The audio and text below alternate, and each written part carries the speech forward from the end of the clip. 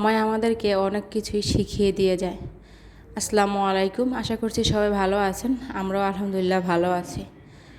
ভাবতেই অবাক লাগে সেই ছোট আমি আজকে কত বড়, আমারও একটা বেবি আছে। আর যেই সময়টাতে ছিল যে আমার বাবা মা আমাকে নিয়ে ঘুরতে বের হতো, আমাকে নিয়ে ভাবতো, আর এখন হচ্ছে আমি আমার বেবিটাকে নিয়ে ভাবি।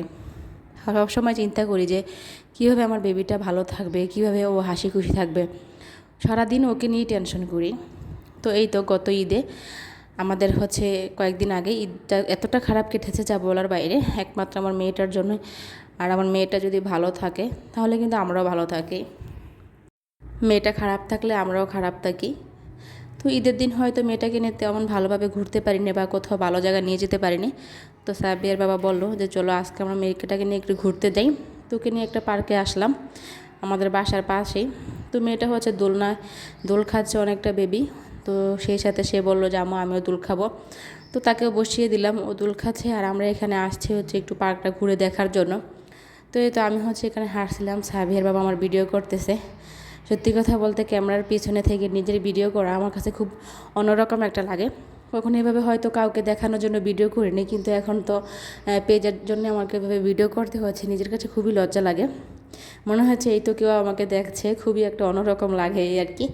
তো তারপরে হচ্ছে সাবির বাবা বললো যে তুমি একটু হাঁটো, আমি একটু ভিডিও করি। আর এই তো মামামটাকে হচ্ছে একটার পর একটা রাইডে উঠাচ্ছে। ও তো উঠতে চাচ্ছে না, ওর শুধু সারাক্ষণ দোলনায় বসে থাকতে চাইছে। কিন্তু আসলে ও একটা দোলনায় বসে থাকলে তো হবে না, আরও বেবি আছে।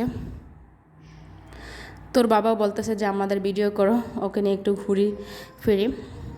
আসলে একটা সময় ছিল যে নিজের পড়ালেখা সব কিছু নিয়ে ব্যস্ত থাকতাম, কখনো যে একটা বেবি হবে বা সংসার হবে এটা নিয়ে আসলে কখনোই ভাবিনি। আর তারপরে তো কখনো এটাও ভাবিনি যে আমার একটা পেজ হবে, একটা পেজ চালাবো, সেখানে আমি আমার দৈনন্দিন কী করি না করি সেগুলো শেয়ার করব।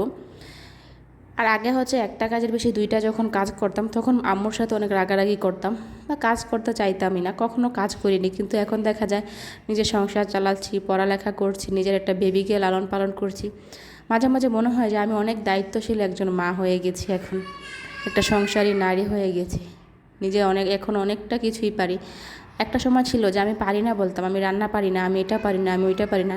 কিন্তু এখন নিজেকে নিজে বলি যে আমি এখন অনেক কিছুই পারি, অনেক কিছুই শিখে গেছি আর কি। সময় আসলে আমাদেরকে অনেক কিছুই শিখিয়ে দেয়। আর সবচেয়ে বড় কথা হচ্ছে কি জানেন, সময় আমাদের এটা শিখায় মানুষ চেনা।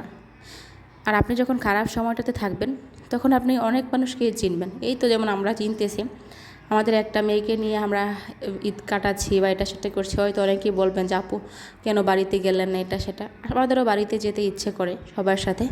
ওই যে বললাম, সময় আমাদেরকে অনেক কিছুই শিখিয়ে দিয়ে যায়, এটাই আর কি।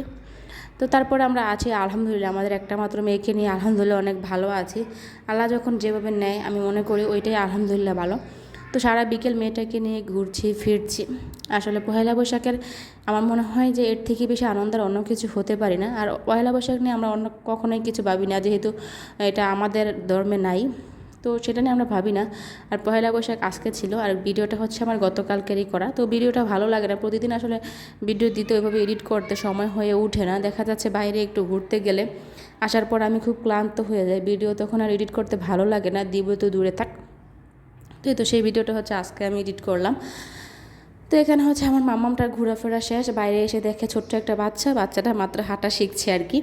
তো এখানে হচ্ছে ও বাচ্চাটার সাথে একটু খেললো। আর তারপরে হচ্ছে সাহেবের বাবা বাইরে চলে আসলাম, আসার পর দেখলাম এখানে আখের রস। সাহেবের বাবা বললো যে চলো একটু আখের রস খেয়ে নেই, ভালো লাগবে। তো এটা দেখার পরে এখানে হচ্ছে বরিশালে এটাকে কি সাগর যেন বলে, ওইখানেও চলে গেলাম দেখার জন্য, নদী না কি যেন বলে। তো ওইখানে অনেক মানুষের ভিড় ছিল, আমি বুঝি না এত গরমে দিয়ে মানুষ কেন বাইরে বের হয়। বিশেষ করে হচ্ছে জুটি দেখলাম বেশি, হয়তো বেবিদেরকে নিয়ে খুব কম মানুষই বের হয়, কেননা বেবিরও অসুস্থ হয়ে যায়। আর আমি এখন তো কোনো জায়গায় বের হতে গেলে একটু ভাবি আমার মেয়েটা ভালো থাকবে কি না, সুস্থ থাকবে কি না, এটা আগে ভাবি। সত্যি কথা বলতে মারাত্মক গরম পড়তেছে, বেবিদের জন্য তো এটা অনেক চিন্তার একটা বিষয়। তো যাই হোক, মেয়েটাকে নিয়ে হচ্ছে ঘুরে ফিরে শেষ করে তারপর হচ্ছে আমার মেয়েটা মোটামুটি চিনে যে এটা নদী বা এটা নৌকা, ও বলতেছে বাবা দেখাচ্ছে। তো ঘুরতে ঘুরতে হচ্ছে আমাদের সন্ধ্যা হয়ে যায়। আমাদের আজকে প্ল্যানিং ছিল যে একবারে আমরা হচ্ছে বাইরে রাতে খেয়ে আসবো, সেজন্য হচ্ছে অনেকক্ষণ ওকে নিয়ে ঘুরলাম, আরও বিভিন্ন জায়গায় গিয়েছি। আসলে সব জায়গায় এভাবে ভিডিও করতে আমার কাছে ভালো লাগে না। তো সাবিয়া নিজেই বললো যে চলো আমরা আজকে গ্রিল খাবো। তো এই তো গ্রিল আর রুটি খাচ্ছি, সাবিয়ার বাবা খাইয়ে দিচ্ছে সাবিয়াকে। সবসময় ও বলে যে আমার বাবাকে দাও, আমি বাবা খাইয়ে দিবে আর কি। ওর বাবা যখন পাশে থাকে তখন ওর বাবাই খাইয়ে দেয়, আমি খুব কমই খাইয়ে দিই। আর মেয়েরা হচ্ছে তার বাবার পাগল, এটা হয়তো সবাই জানেন। মারা যতই করুক না কেন, বাচ্চারা সবসময় বলে যে আমার বাবা আমার বাবা, বাবা সব কিছু করবে, এটাই আর কি। জানি না কার বাচ্চা কীরকম, আমার মেয়ে তো বরাবরই হচ্ছে ওর বাবার পাগল। আর এই তো ও হচ্ছে মেহেদি দিচ্ছে, সেটা সবাইকে দেখাচ্ছে। এখন যে ভিডিও করি সেটা আমার মেয়েটা বুঝে।